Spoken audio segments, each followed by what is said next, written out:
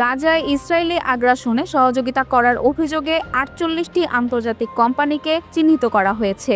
সম্প্রতি প্রকাশিত এক প্রতিবেদনে জানানো হয়েছে, এসব কোম্পানি প্রযুক্তি, অস্ত্র ও অর্থায়ন খাতের মাধ্যমে সরাসরি বা পরোক্ষভাবে ইসরায়েলের সামরিক কর্মকাণ্ডকে সহায়তা করছে।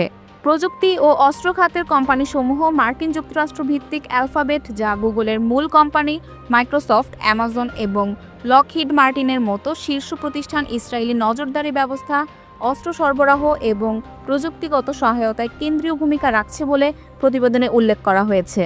ইসরায়েলের রাষ্ট্রীয় মালিকানাধীন প্রতিষ্ঠান ইসরায়েল অ্যারোস্পেস ইন্ডাস্ট্রিজ সেনাবাহিনীকে প্রধান সামরিক সরঞ্জাম সরবরাহ করছে। এছাড়া মার্কিন ক্যাটারপিলার, দক্ষিণ কোরিয়ার এইচডি হুন্দাই এবং সুইডেনের ভলভো গ্রুপ অবৈধ বসতি স্থাপন ও ঘরবাড়ি ধ্বংসে ব্যবহৃত সরঞ্জাম সরবরাহ করছে বলে অভিযোগ রয়েছে।